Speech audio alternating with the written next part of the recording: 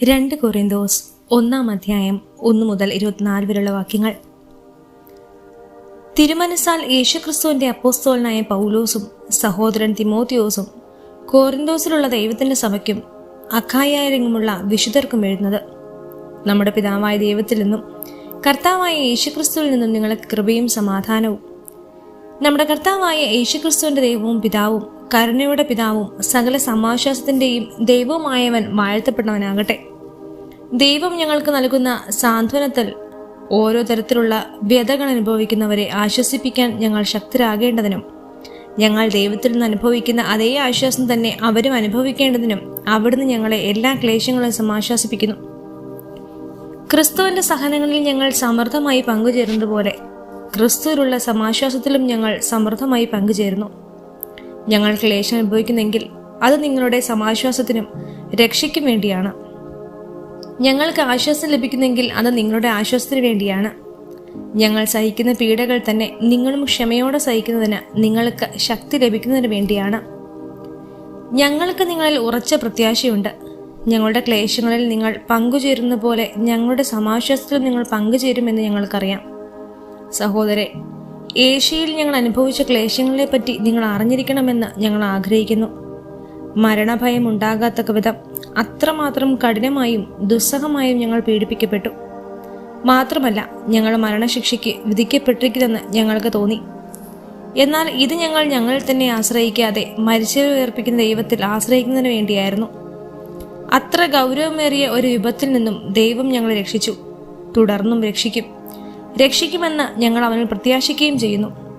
ഞങ്ങൾക്ക് വേണ്ടിയുള്ള പ്രാർത്ഥനകൾ വഴി നിങ്ങൾ ഞങ്ങളെ സഹായിക്കണം. അങ്ങനെ അനേകരുടെ പ്രാർത്ഥനയുടെ ഫലമായി ഞങ്ങൾക്ക് ലഭിച്ച അനുഗ്രഹത്തിന് അനേകം ആളുകൾ ഞങ്ങളെ പ്രതി സ്തോത്രം അർപ്പിക്കാൻ ഇടയാകട്ടെ.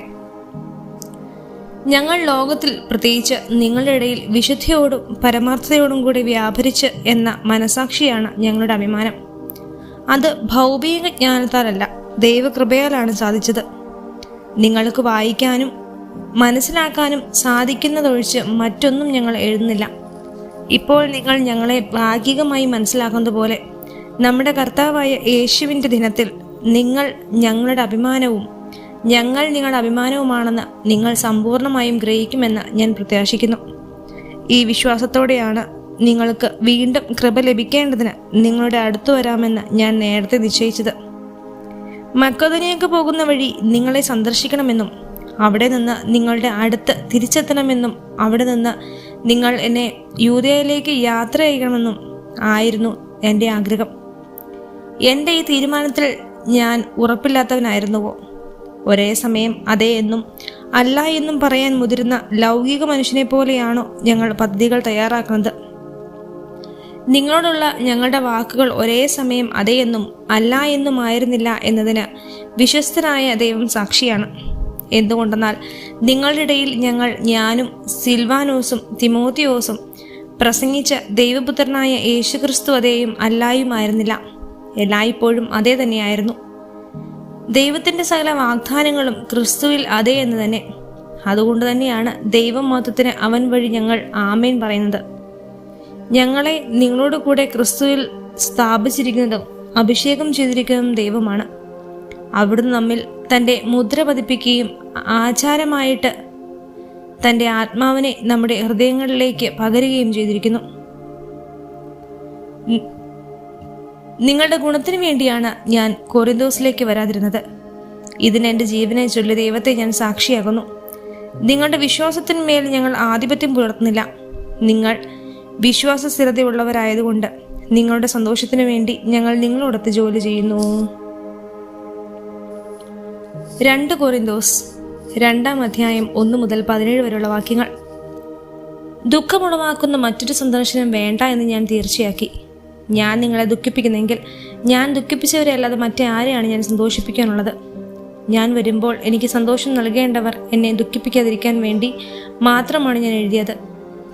എല്ലാ സന്തോഷവും നിങ്ങൾ ഓരോരുത്തരുടെയും സന്തോഷമായിരിക്കുമെന്നും നിങ്ങളെപ്പറ്റി എനിക്ക് ഉറപ്പുണ്ടായിരുന്നു.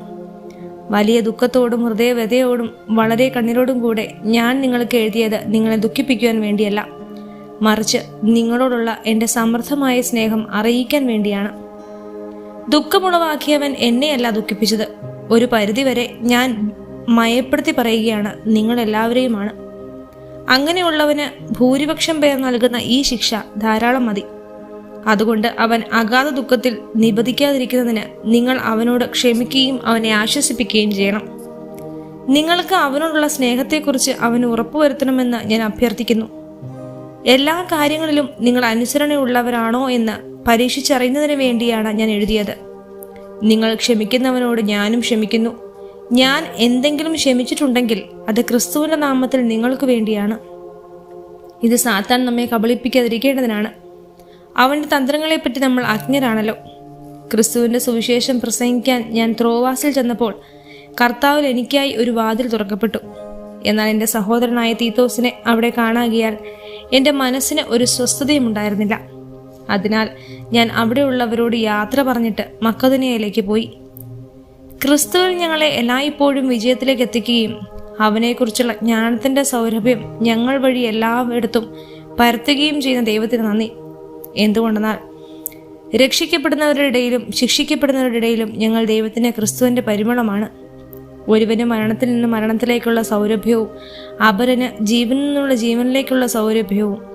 ഇവയ്ക്കെല്ലാം കെൽപ്പുള്ളവൻ ആരാണ്? ദൈവവചനത്തിൽ മായം ചേർത്ത് കച്ചവടം ചെയ്യുന്ന അനേകരുണ്ട്.